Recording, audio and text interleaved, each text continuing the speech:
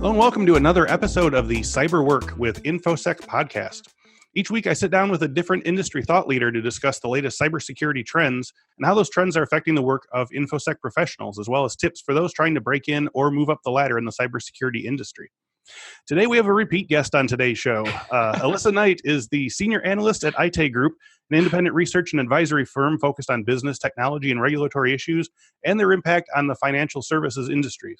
And I dare say she's been one of our most popular guests to date.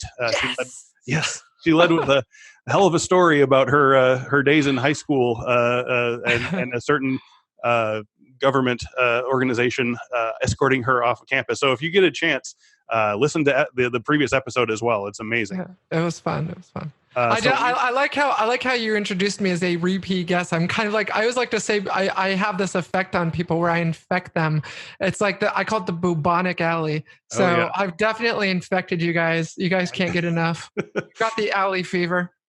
Alyssa is our favorite guest. She will be on again and again. Yes. This time it's happy hour. We're doing a happy hour interview. We're going full happy hour. Salute to all the listeners. I wish I could join you. So today we're going to talk about API security, the Magecart hacking group, some recent breaches that should be on your radar, and the concept of formjacking skimmers, as well as Alyssa's upcoming book. So let me tell you about it. Alyssa Knight is the senior analyst with IT Group, where she performs focused research into cybersecurity issues impacting the financial services, healthcare, and fintech industries throughout the assessment of sector trends, creation of segment taxonomies, market sizing, preparation of forecasts, and developing industry models. We sort of gave a little sneak preview on this last time, but Alyssa is, in fact, the author of Hacking Connected Cars, Tactics, Techniques, and Procedures, which is out in paperback on October 8th from Wiley. Alyssa, thank you, and welcome back. And cheers. Thank you, Chris. Cheers. Salute. It's funny. I was actually, while you're reading my bio, I'm like, damn, I really need to change that bio. I really need to update it. Okay. That was literally a copy and paste from a job description for an industry analyst. And it's like, so for the viewers, just so you guys know, basically, I'm a content creator. That's basically what it comes down to. I'm a content creator and I'm an influencer. So if a content creator, like a content marketer, and an industry analyst were to have and a hacker, so three people were to have a baby, not that would be even possible. Sure. Yeah, I'll follow. I'm following. You're following. If they were to have a baby, all three of these people, I would be the product of that. So I'm basically a hacker meets content creator meets industry analyst. So that's what I am. Basically, I create content in video, audio, and written. Meets new author. Mm-hmm.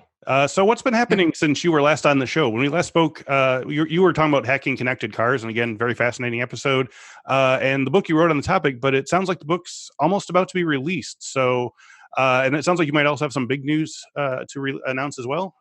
Oh yeah, there's a lot of stuff. So I don't even know where to start. So in my personal life, I'm moving to Las Vegas. Wow. Fell in love and a hotbed of cybersecurity. Yeah, it's funny. Actually, we met at Black Hat Briefings, if you can believe it. So I bet no one out there thought Black Hat Briefings could actually be a dating site, but we met. I fell in love, and I'm moving to Vegas. So other than the personal stuff, professionally, a lot's been happening as well. I'd like to announce I got a new book contract with Wiley. I'm actually going to be authoring a new series of books. Okay. Been doing quite a lot of about. Yeah. So hacking APIs, hacking and securing APIs. That's a prevalent, pervasive issue right now. It's a contemporary issue that people care about. Keeping CISOs up at night. That's what I like to focus my research on, is anything that people care about now, not what they cared about 10 years ago. Right. Containers and container security, hacking containers and securing containers, which is really cool. A lot of issues around Docker security, AWS security, S3 bucket security. So there's that. Gosh, what else? I finished the copy edit on my books, like you mentioned. So the Hacking Connected Cars book will be out, I believe, in October, just like you said. Yep. So copy edit is done and starting on the new book. So a lot of really exciting stuff. Today also, the embargo was lifted on the Arxon In Plain Sight 2 series. So this is a follow-on to the first report where I hacked those 30 financial services mobile apps. This is a new report focusing on e-commerce sites that have been form jacked or hijacked from Magecart groups stealing credit card data. So I am, so that got lifted this morning. That report's come out. I discovered 80 sites that were breached by Magecart. Worked with the FBI in the takedown of those, and the report is out. So things are good. Things are good. All right, let's put a pin in that and jump back to what you were talking about. When we recorded back in May, you told me you were, and you just said it again, you were on a 10-country world tour documenting 30 financial service mobile apps in which you discovered vulnerabilities. So how did that go? How were your discoveries and remedies received? It's still going. Okay. It's funny, I just got off a podcast of my own with the Arxon folks, with the Arxon team. And I was just kind of analyzing this, right? Hindsight is always 20/20 vision, right? Yeah. And I was just kind of pulling this apart. When we walked into it and we came out, we're like, oh yeah, these are some awesome vulnerability findings. We've got SQL injection here. We've got some other, insecure logging. It's funny. It kind of took on a life of its own. After the research and after speaking at different conferences, the emphasis started to change. The narrative started to change. It started to change to API issues. They were hard-coded API keys and API tokens in every one of these 29 out of 30 apps. And so the narrative that started to really change. It was like, not that those other vulnerabilities weren't important, not those other vulnerabilities weren't bad. It was just that there's all this emphasis on API security right now. And you have these major banks where they were hard-coding API access keys and API and tokens and credentials in these mobile apps. And so it was really interesting to me as a researcher to see this narrative change midstream, mid-flight, where when I was speaking at conferences, it started to become less about the other vulnerabilities and more about the API issues. And so I ended up on, and you ask a great question. How did it go? It's actually still going. Okay. I'm heading to Tokyo. I'm heading to Singapore, and heading to Singapore and also Germany to discuss the findings. And I'm actually starting to change the presentation. So every single conference I speak at, I do a different version of the presentation. But the remaining conferences for the rest of the year, I'm actually going to be doing it live on stage. So I'm going to take an actual bank app, and I'm going to reverse engineer it on stage, and I'm going to show the findings live. I still haven't figured out how to actually mask the name yet. Yeah. Oh, yeah. Okay. So that's important. I'm working on that and working out those logistics. Okay. But the Germany in Frankfurt, the Global CIO Banking Summit will be where I will be doing that live on stage for the first time. I'm assuming this is not sort of online to the public. This is something that's like invite only. Like if our listeners want to, okay, fair enough. Yeah. So I think it's an invite only event. Sure. Fair enough. So basically you're saying, you came to these presentations, you're like, hey, I hacked these financial service apps, and they're like, never mind that. What about API security? Like what was that like? That was kind of what the reaction was, or? Exactly. Yeah. It was like, yeah, the other stuff is kind of cool, SQL injection, blah, blah, blah. All that stuff is bad, but let's talk about those API findings. And it somehow brought me over to API World. It brought me over to API Days.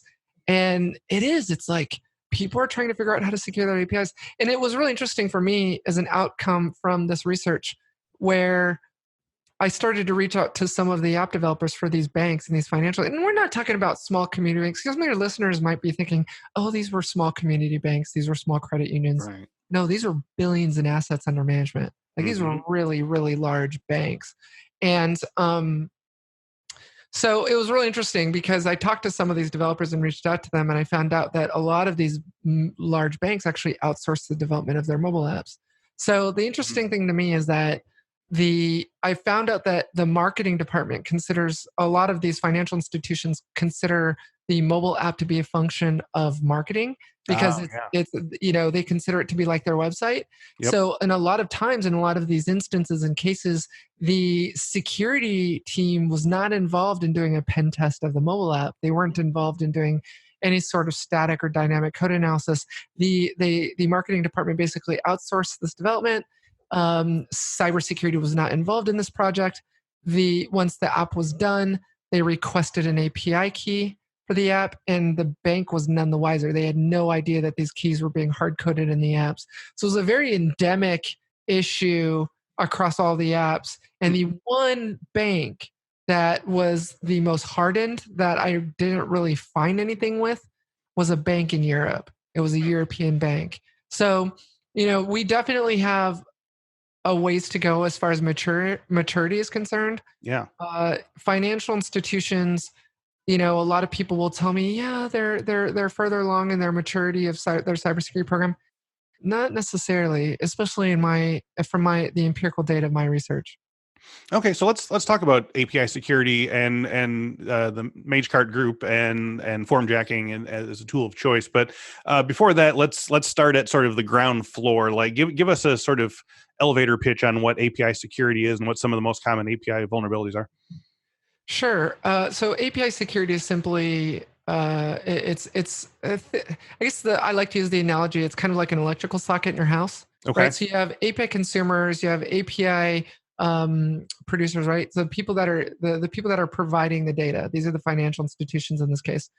The electrical socket is analogous to the API. So the API is like an electrical socket. It doesn't matter what you connect to it. You could connect your hairdryer, you can charge your iPhone. The electrical socket doesn't care. Yep. The company on the back end, the electrical company on the back end doesn't care what you're plugging into it either. It's just producing this data through this electrical socket. So it's provisioning the service through the electrical socket, which is electricity. APIs are very much the same thing. It doesn't care. It doesn't matter what you are tying to it. It could be a mobile app. It could be a car, right? Mm-hmm. Cars communicate with APIs. Yep. And you have the back end, which is the provider of the data. It's the API provider. It's provisioning this data.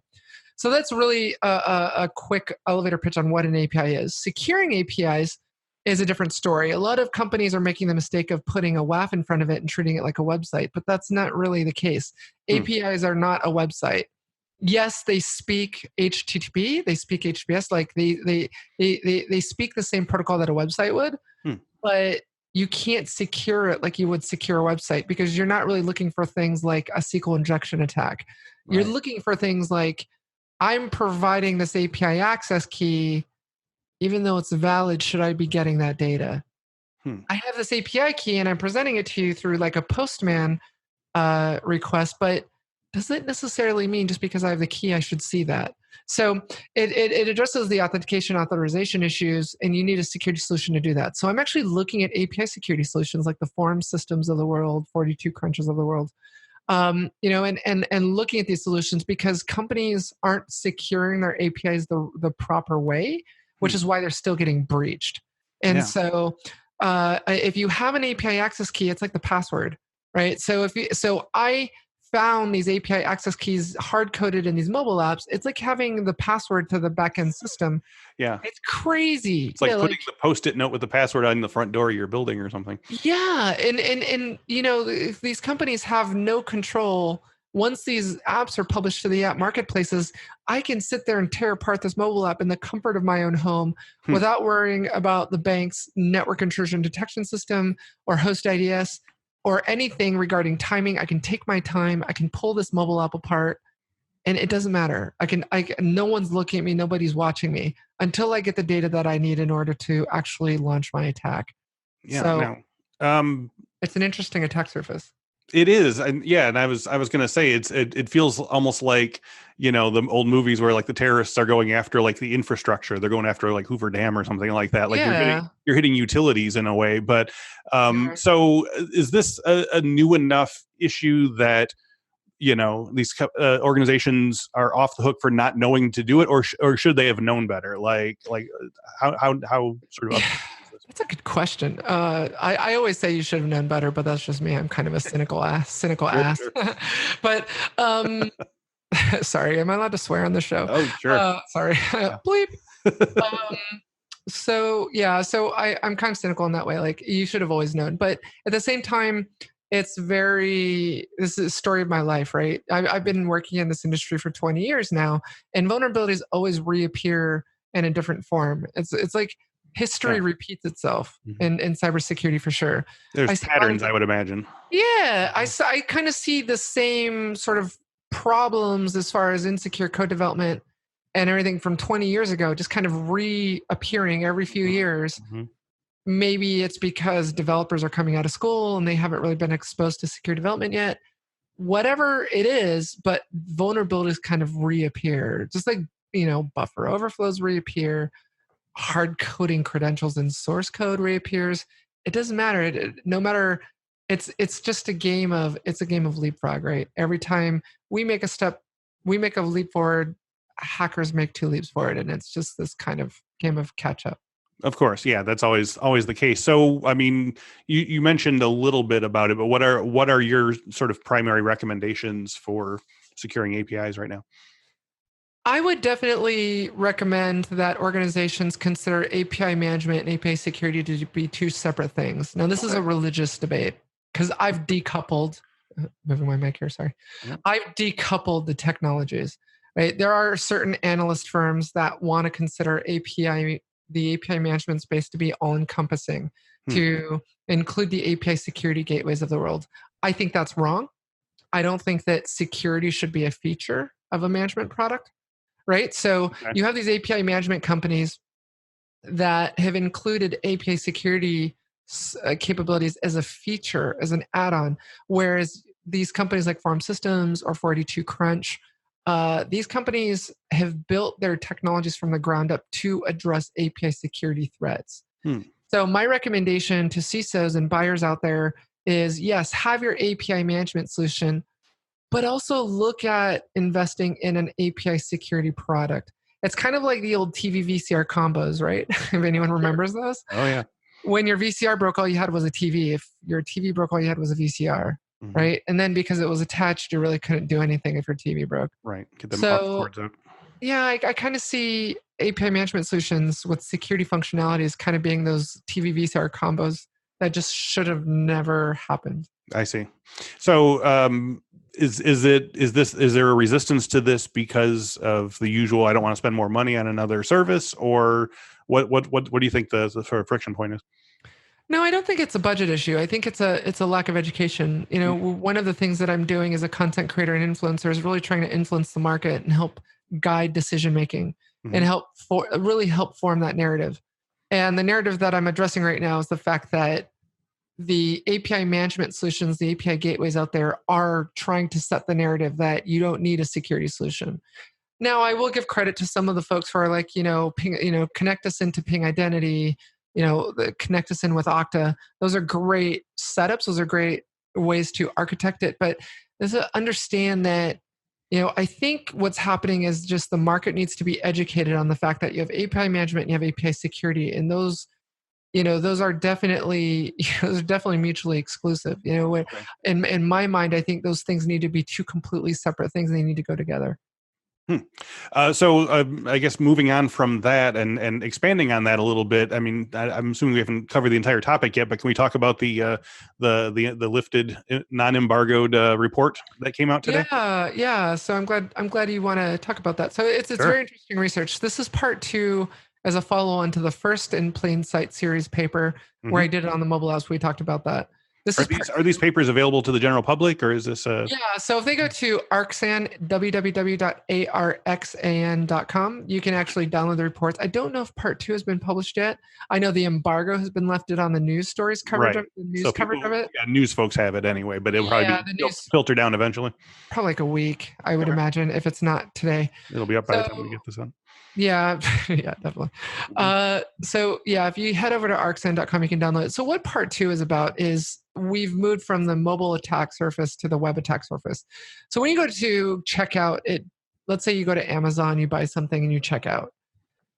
There are these groups called MageCart groups. Now, people mistakenly refer to MageCart as a single group or a tool. Yeah, that's what I was imagining. Yeah, MageCart is an umbrella term for a set of groups who are focused on stealing credit card data from e-commerce sites. Okay. And there's currently tracking of 7 completely separate groups.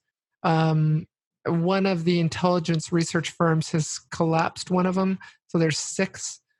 There's, of course, more. But there's 6 major ones that this intel firm is actually tracking. So what MageCart is it's a group that has implemented an attack kit a malicious JavaScript that's been embedded into an e-commerce site. So if you're going to, for example, www.shoes.com and you want to buy some shoes, they'll compromise that site, typically running Magento, thus the name Mage Cart. There you go. Right? Yeah, there's the correlation. Now we got it. I was wondering. And the site will be running a vulnerable version of Magento, and they will breach it. And once they have a shell on the site, they will inject malicious JavaScript into the checkout form and paste it in there.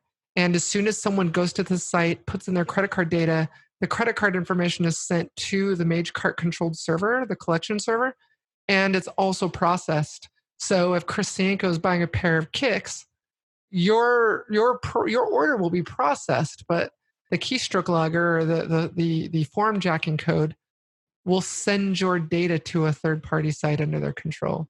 So you'll be none the wiser. You'll have no idea that you've just been skimmed. Okay, that was one of my questions. Digital skimmer. Yeah. This is an electronic skimmer. It's like ATM skimming, but electronically. Yes. So I guess that brings up a worrying question. Is there a way for users to be able to tell that the site they're on has been form jacked, or is this one of those problems that's so deeply embedded you can only really address it at the structural level? The thing is that I think the Alyssa Knights of the world will be able to, meaning that John Doe or Jane Doe on Main Street isn't going to go to shoes.com, right click on the site and say inspect source. Yeah. You can see the malicious JavaScript in the source code in the DOM, which is referred to as the DOM in the browser, because the JavaScript executes on the browser side. It does not execute, of course, on the server side. It's executing in the browser. So if you right click and view the source, you can actually inspect it and see the code, and it's typically obfuscated. Okay. So the average Joe consumer isn't going to see this, or if they do see it, they're not going to know what it is because it's obfuscated. Right. So the answer to your question is yes, you can see it if you look for it, but you need to know what you're looking for. So that's why this is such a successful attack. Just like it's saying, just like if you're at a gas pump, right? If the person does a good enough job, they can hide that card skimmer at the gas pump. Yeah. They did a really crappy job and it's hanging, off the side. Yeah, your card doesn't go in or whatever. Yeah, you can tell. So I guess that brings up sort of two questions then. Like what is our expectation of what our due diligence should be as online users, consumers, whatever? Like, you said like Joe average, isn't necessarily going to know to look for this or isn't going to know what they're seeing, but should they know? Is that even something we should be asking? And second, is there, would there be possible to say like, here's a website, here's what malicious code looks like, sort of look at it, or, do like a comparison, thing with, the code. And then I guess the third thing is are we going to have to spend, the rest of our lives, looking at every single retail site we look at and like examining the source code before I put our digits in? I have a very funny response to that. I actually blame everybody. I'm not someone who selectively blames. Okay. All right. I think everyone's at fault. All of your faults. Every last one of you. You're all at fault. The vendors, the security vendors, the e-commerce operators, the consumers, you're all at fault. Yeah. No, it's funny. I definitely pass less blame onto the consumer because it doesn't make sense to put the onus on the consumer to right click and inspect the source code before they check out. Right. But, we should always be vigilant. We live in a very exciting time, but at the same time, with this connectivity, it introduces a vulnerability with us as consumers, either in connected cars or shopping online. It introduces a vulnerability, and we should all be responsible for our own vulnerabilities. However, having said that, I put a lot of blame on the vendors and the e-commerce site operators. This is a very simple fix. There's a security control called in-app security protection, where the site operators can actually obfuscate their site code with this technology, and it doesn't interrupt the DevOps process. The companies can actually, the e-commerce site operators can actually just basically mouse click and apply this code obfuscation, and so they're up and running. It's obfuscated. The MageCart group can't do anything with the code because they can't make sense of it, and they move on to the next site. So I blame the site operators. The other interesting thing is in this research and visiting these sites, my EDR solution, my virus solution didn't see it. So, even though there was this malicious JavaScript in the browser that's appearing in the DOM, I don't know, I feel like either Internet Explorer or Chrome or Edge or whatever needs to be doing a better job. I talked with Deborah over at Arxan. She's the head of marketing, and Deb mentioned, hey, she visited all 80 sites and only 3 of the sites yelled at her about it being potentially malicious. 3 out of 80. Wow. Right. So I definitely, I think there's enough blame to go around. I think we blame everybody. Okay. You heard it here first, man. Everyone did it wrong. Lisa is such a bitch. She just blamed everyone. No. I think that's worth noting because once you feel like you're off the hook, you relax a little bit. You don't. Stay vigilant. No, you can't be complacent. You can't. No, of course. Even consumers, right? Yeah. So, we talked about them sort of in a cyclical way, but let's sort of like really get into these MageCart hacking groups. So contrary to what I thought, they are not a centralized group, but it's sort of a classification of like multiple hacking groups that are out there. Yes, I educated you. You did, man. I love educating every second here. How long have they been around? And apart from formjacking, what types of attacks are they best known for? Ooh, that's a good question. They've been around for a while. Yeah. It's in my report. You're testing my memory. Okay. Right. I want to say like 2010, maybe like mid 2000. I could be totally wrong, which happens quite often. Yeah. The attacks that they're known for are definitely going after MageCart driven sites, CMS platforms, right? Okay. It's not the CMS that you need to worry about. It's all the plugins kind of thing. But there are definitely a lot of vulnerabilities in Magento. So site operators need to keep their Magentos upgraded. Stay on top of that patch and vulnerability management strategy. Make sure that when a new version of Magento comes out or Shopify, that you upgrade. They're known for exploiting Magento and other CMS platforms.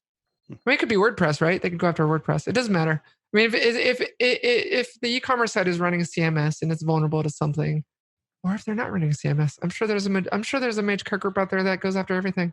Yeah. And doesn't care if it's Magento or not. But surely they have a keychain, so to speak, of exploits for Magento that they like to use. You mentioned that one of them was collapsed recently. Are there particular like strategies in place to try and? Yeah, I mean, I realize this is like squashing cockroaches or whatever. I'm sure whack-a-mole, yeah, exactly. But are there particular strategies for sort of like tracking these organizations down, or did they kind of catch them by accident, or what's going on? No, the way I think the way that they're doing it is tracking them based on their tactics and techniques. Mm-hmm. So if you think of tools,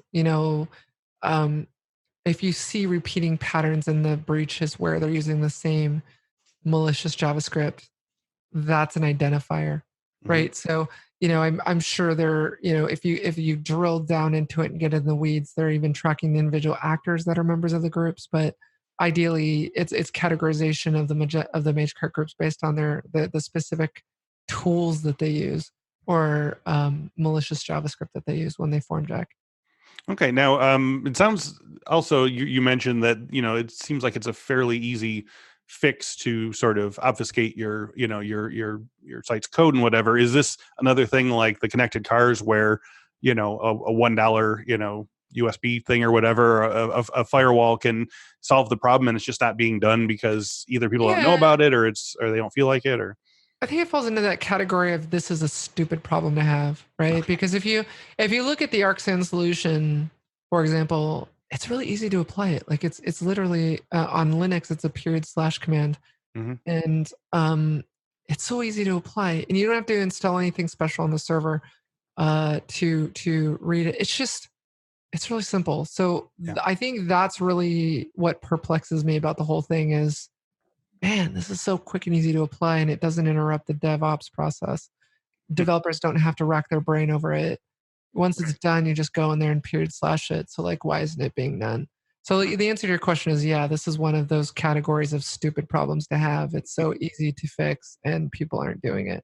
Interesting. So, I guess moving on to that, okay, I got a couple of things here, but one, would it be possible, I guess, if you right clicked and you couldn't find, if you couldn't see the code or whatever, is that another sort of tell? Like if you look at a site you're about to buy shoes from and you can't see the code, is that a good sign that they put, something that obfuscates it in there? And should there be like a list of like sites that have got it together? Oh, that's a good question. So it'll look like gibberish. Literally, you will not see anything that makes sense.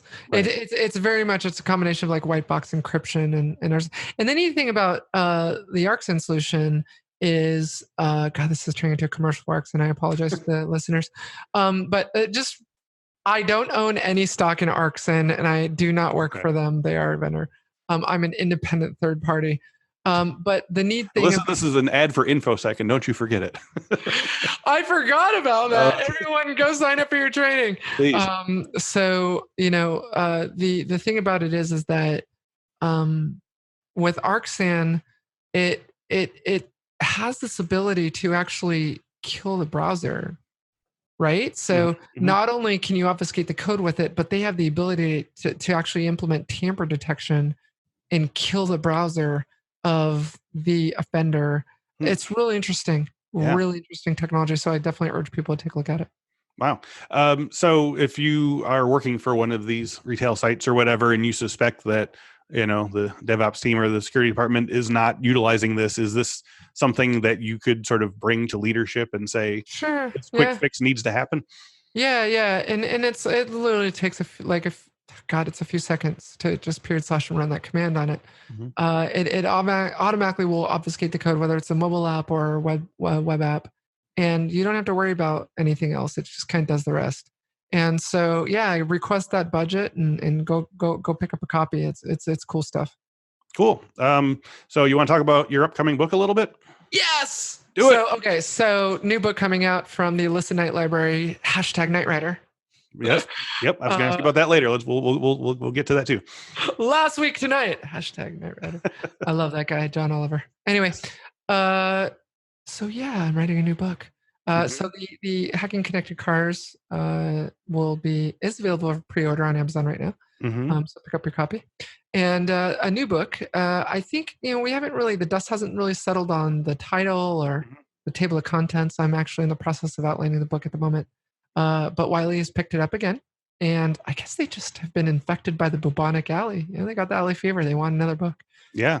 So I'm writing a new book on hacking and securing APIs, and I'm going to start writing. The last book took 2 years. Okay. I don't want to spend 2 years on this book. If I can, my plan is to. Learning curve should cut it in half, maybe. Yeah. Well, it was my first book. I had no idea what I was doing, and I had no idea how much work it took. So for all of you out there who want to write a book, it's hard. If you think you're going to kick out one chapter a week while working a full-time job, nope. I'm slapping you back into reality. It's tough. It's tough. So I'm going to start the outline, gonna start writing out the outline, and everything will go from there. I'm excited because I don't think there's really much out there on this. I mean, it's a pervasive issue, and there's really not much known about properly securing APIs. Okay, so let's jump back to connected cars. Like what sort of readers are you imagining? Who would be interested in this? Like what can we expect out of the book? It's interesting. So for hacking connected cars, definitely the OEMs who are making components, right? Because a lot of people don't understand cars. Like if you buy a Mercedes, all those parts aren't coming from Mercedes. Mercedes didn't build every single part. Yes. An automobile manufacturer is seriously assembling like Lego blocks these technologies from all these different OEMs. The head unit is from someone. The TCU is from someone. The ECUs are from someone. And it's everyone's parts all assembled by one organization, and that's your car.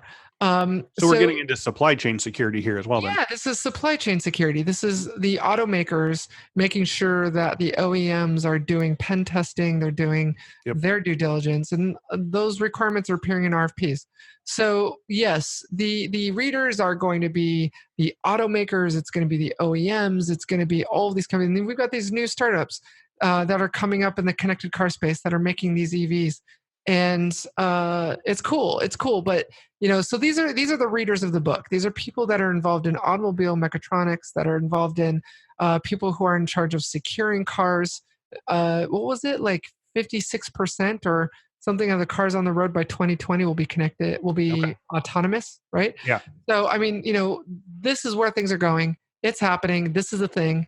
So really anyone, and maybe even drivers, maybe consumers, when you go out there and you want to be educated on the tech surface to your car, like I can remotely move the steering wheel, push the brakes, push the gas on a connected car, given the right vulnerabilities.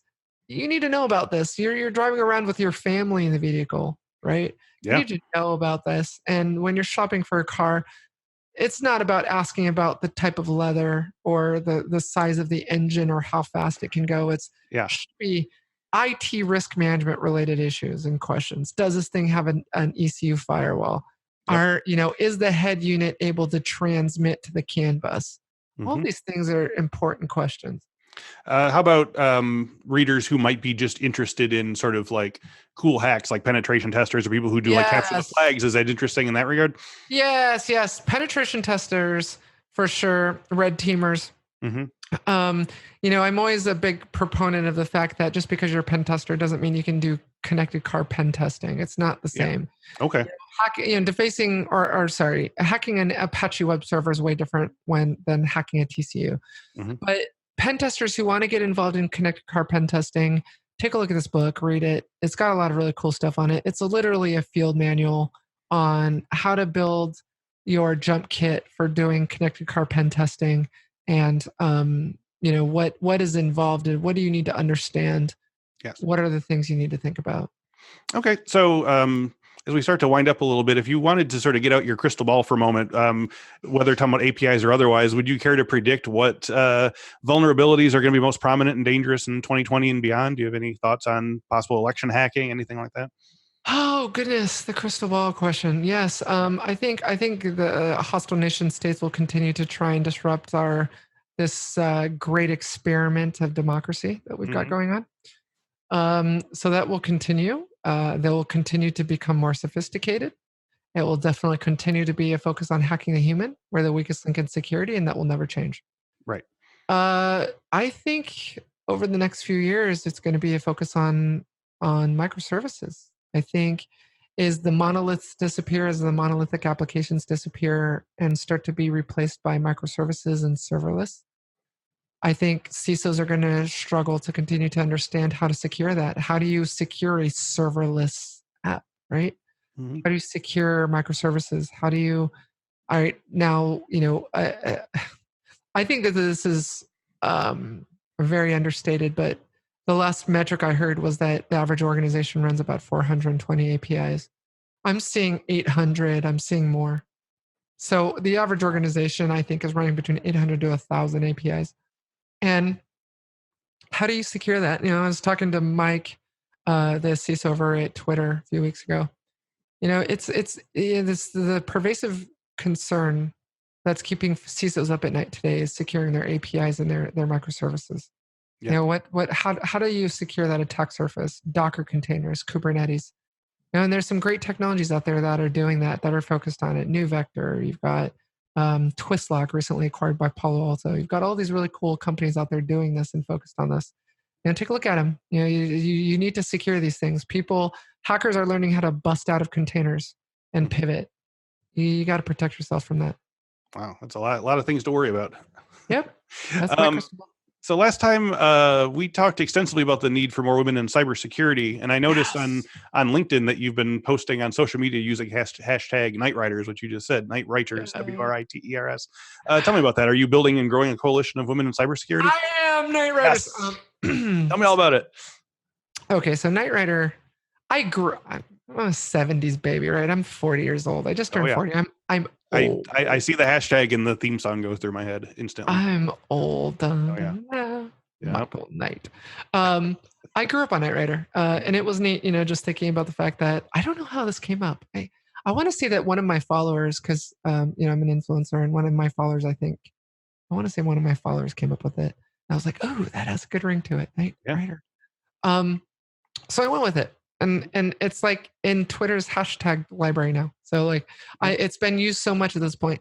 Definitely look for the hashtag Knight Rider on Twitter or LinkedIn if you're looking to follow my research and publications. But I'm really, so Carmen, I don't know if you heard, but I was recently nominated as in the top 3 by Intelligentsia of the Hacker of the Year award, female hacker of the year.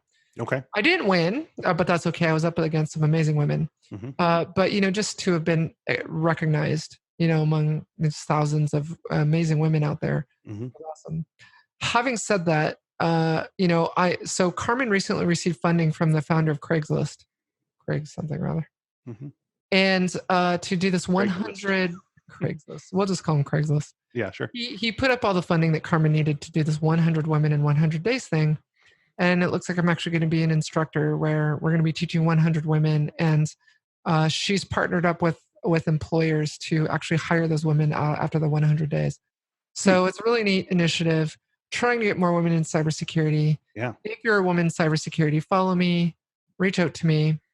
Happy to provide guidance and be your spirit guide. Spirit animal. I have a lot of female followers, which is great. I get reached out on a daily basis, just women that are in cybersecurity, want to get into cybersecurity, want to understand it. Happy to be a spirit guide for them. We need more women. We need to change these numbers. I just a few weeks ago, I had someone on Twitter say that cybersecurity was too fast paced for women. Shocking that the individual decided to do this on Twitter, especially with me. It's like, do you know who you're talking to? You have no idea who you're talking to. Don't at me. Added be really careful when you're gonna decide to troll Alyssa Knight. Yeah. So it was cool because all my followers got in on it, and the let's just say the Giphies were really cool, really funny. But we need to change these numbers, and we need to do it one number at a time. And I'm really trying to do that and change the narrative here. Can you sort of break out down a little bit more about like what this training is, like where it's going to be, how it's going to be made available? Is this through like individual organizations or what's Sure. Carmen, you should interview Carmen on this topic. She actually definitely has more info on this. But it'll be, I want to say that there's one in Chicago. She's going to do it in multiple cities. And there will be 100 women that will be selected.